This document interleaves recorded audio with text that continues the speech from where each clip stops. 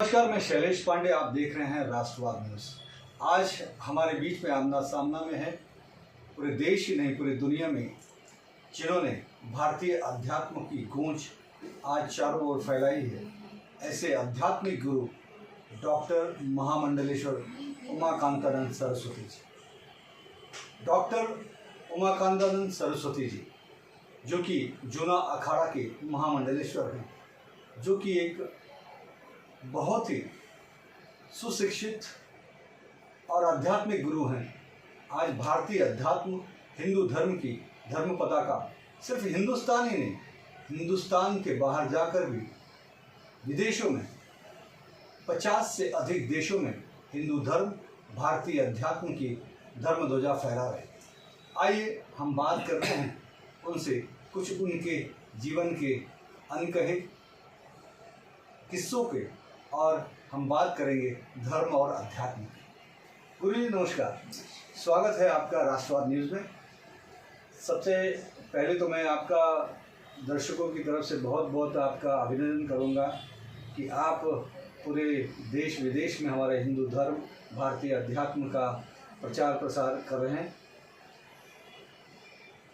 हम आपसे ये जानना चाहेंगे कि आप इस क्षेत्र में जब आए, आप संन्यास धारण किए, तो क्या उम्र थी उस वक्त आपकी और क्या मन में विचार आया था, क्यों आपने संन्यास ग्रहण किया? देखिए, इसमें समझाने के लिए बहुत तरह के अच्छे शब्दों में बताया जा सकता है कि ये कारण था, वो कारण था, लेकिन कोई कारण नहीं था जी। और कई तरह से लोग इस अध्यात्म के क्षेत्र में आते हैं या साधु बनते हैं, कह सकते हैं, और वास्तव में कोई साधु बन नहीं सकता। साधु पैदा होते हैं, एक नेचर है जी, स्वभाव है जी।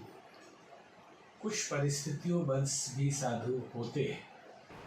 कई बार कोई बिजनेसमैन है, एक्सीडेंट हो गया, दुर्घटना हो गई तो वैराग्य हो गया, वो भी साधु होते हैं। हम लोगों का जीवन बचपन से ही इसी क्षेत्र में है और कोई हम बहुत पुजारी और ऐसे घर से नहीं आए, एक बिजनेसमैन के घर से आए जी। और कोल फील्ड में पैदा हो, कोयले के धनबाद में। जी जी। ठीक है, माफियागिरी से वहाँ थी। जी। तो बचपन से ही सहज भाव से अध्यात्म के प्रति रुचि थी। मतलब 5 से जब होश संभाले 5-6 क्लास में पढ़ते थे तो हमारे पिताजी थे साधक बड़े तंत्र विद्या के जी। और वो दक्षिणेश्वर काली मंदिर हमेशा जाते थे और तारापीठ जी। तो जब उन्होंने देखा कि ये बालक, हम लगभग 1 घंटे 2 घंटे गायत्री मंत्र जपते थे बचपन से, तो देखे कि दोनों समय ये बालक कर रहा है, तो हमको भी ले जाने लगे। और वहाँ जाते जाते एक तो पूर्व जन्म के संस्कार होते हैं, दूसरा है कि बालक का मन बड़ा ही सहज सरल पवित्र होता है, तो आपको बुराइयां भी बहुत जल्दी पकड़ती हैं और अच्छाइयाँ भी बहुत जल्दी पकड़ती हैं। तो जो हम बताने जा रहे हैं बड़ा अद्भुत प्रसंग है कि काली माता हमारे लिए फ्रेंड हो गई, वहाँ जाते जाते और गाइड करती। जैसे श्री राम कृष्ण जी हम बोल सकते हैं और दूसरों को ये समझ में नहीं आएगा, क्योंकि जिस मानसिक धरातल पे लोग जीते हैं तो उससे ज़्यादा वो सोच नहीं सकते। तो एक फ्रेंड की तरह गाइड करने लगी, पढ़ाने लगी, फिर हम महापुरुषों की जीवनी पढ़ते रहे। ऐसे होते होते हमारे पिताजी के रामकृष्ण परमहंस को गुरु मानते थे पिताजी, फिर वो गए शांतिकुंज हरिद्वार जी। तो पता चला कि उन्हीं का ही अगला जन्म है, तो वहाँ से दीक्षा लेगी। आज जब आए तो घर में गायत्री परिवार का माहौल हो गया और हम पहले से गायत्री मंत्र करते थे घर में, बिना किसी के बताए, बिना सिखाए। तो देखा हमने कि गुरु जी जो है वो नेता टाइप के हैं जी, कोई साधु नहीं दिखते।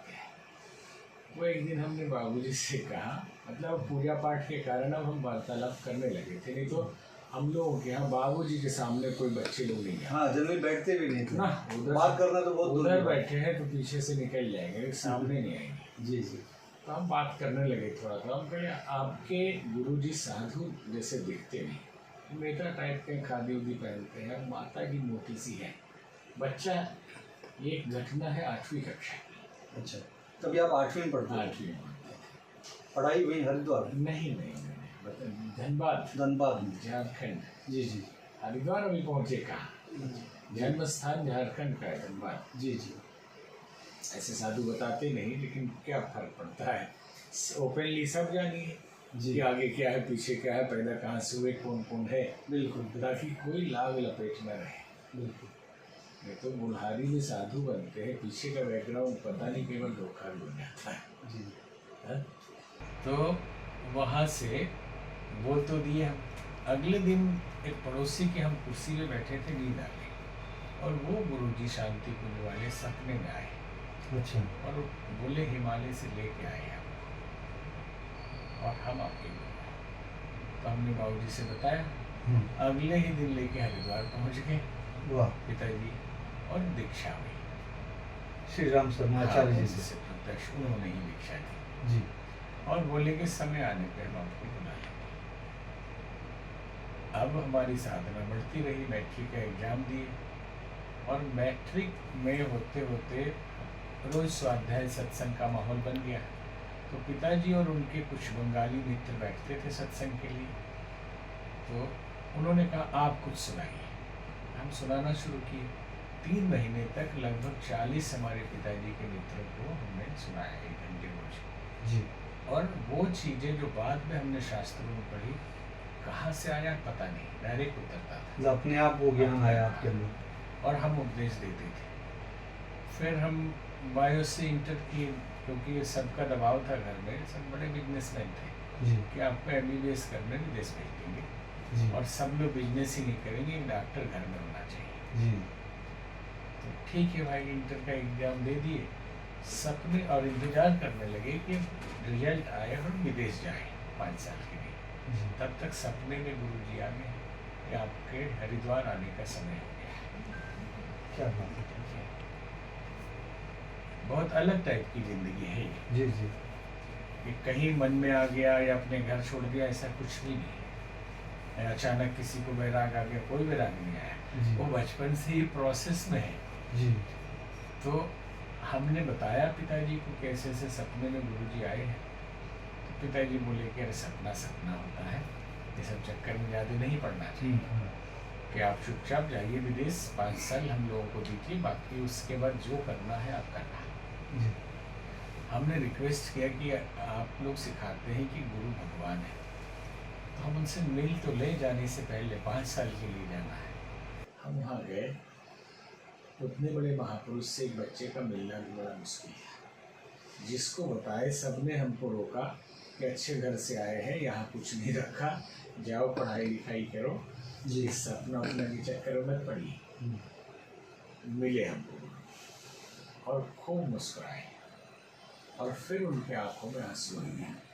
20 मिनट तक समझाते रहे कि हमको वो मिला है जो किसी को नहीं मिला। हम नहीं समझ पा रहे थे कि क्या बोलना चाहते हैं। तुरंत चावल फूल 5 रुपया हाथ में रखे, कलावा बांधे, संकल्प लीजिए कि 11 साल तक घर नहीं जाएंगे। तो हम मन में सोच रहे हैं कि घर नहीं जाएंगे तो पढ़ाई कैसे करेंगे। तो बोले पढ़ने जाओगे विदेश की पढ़ाने, आप पढ़ाने आए। तो ठीक है, मन में सोचने लगे कि पिताजी को क्या जवाब देंगे, कि सब भाई लोग तो पिताजी से लड़ेंगे। और हुआ भी, वो लोग कुछ दिन तक नाराज रहे कि बाबा बना दिए तो भीख मांगेगा, क्या करेगा, पढ़ाई लिखाई नहीं हुई उसकी। तो वो बोले कि माँ बाप को हम संभालेंगे, आप अपने मन को संभालिए। संकल्प हो गया सन 2000 तक के लिए, 89 की बात है जी। ठीक है, हम रह गए, शून्य में चले गए, कुछ पता नहीं जिंदगी का क्या होगा, हम क्यों यहाँ हुए, रह रुके, क्या हुआ, कुछ पता नहीं। फिर वहाँ से खबर किया गया, पिताजी आए, रुक गए भैया। इस तरह से घर छूटा जी। और बच्चों का अपने सामान के प्रति बड़ा लगाव होता, खेलने के सामान, पहनने के कपड़े। और भी हम एक कपड़े में गए थे और उसी में रुक गए घर का। फिर हरिद्वार ही रहने लगे, हरिद्वार ही रहे, वहाँ शांति कुंज आश्रम शांति कुंज आश्रम में रहे हम। और वहीं के द्वारा पूरे भारत में हमने 1990 में प्रवचन किया, कई स्टेट में, हर डिस्ट्रिक्ट में। फिर वहाँ के शोध संस्थान जो विश्व का सबसे ज़बरदस्त साइंस और स्पिरिचुअलिटी का था, उसका हेड बना जी। लेकिन मैं बीच में एक प्रश्न आया मेरे मन में कि आप इंटर में वहाँ संन्यास ग्रहण किए। नहीं, अभी संन्यास नहीं। अच्छा, अभी हम साधक बने। साधक बने हरि शांति कुंज में। हाँ जी। फिर आगे की पढ़ाई कैसे? आगे का ये हुआ कि बहुत सारे तो डायरेक्ट हमको ज्ञान मिलता रहा। जी जी। और हमने लगभग 200-300 कॉलेजों में 92 में लेक्चर दिया जी। और बहुत हाईटेक स्पिरिचुअल और साइंस का। जी। तो उनको लगा कि हम डॉक्टर हैं, तो उन्होंने हेड बना दिया। और ईश्वर कृपा से जो बात हम अभी नहीं ओपन कर रहे हैं कि डिवाइन मदर हर जगह गाइड करती है। क्या बात। ठीक है, एक ही लाइन बोल रहे हैं। जी जी जी। तो उन्होंने हम माँ काली। हाँ, सब कुछ सिखा दिया, सब कुछ दे दिया। फिर वहाँ हमको पढ़ने का भी बहुत अवसर मिला। लाखों पुस्तकें, लाइब्रेरी, वहीं पे अखंड ज्योति पत्रिका लिखी जाती थी। साइंटिस्ट लोग और सबका हेड बना दिया जी। तो हमारे लिए तो कोई था नहीं। तब क्या उम्र रही होगी आपकी? अब आप सोचिए, हम 87 में मैट्रिक की, 89 में 12 की। अच्छा। तो 92 में कितना रहा होगा? 20 के नीचे ही होगा। बिल्कुल बिल्कुल। तो फिर उसके बाद उन्होंने विदेश भेजना शुरू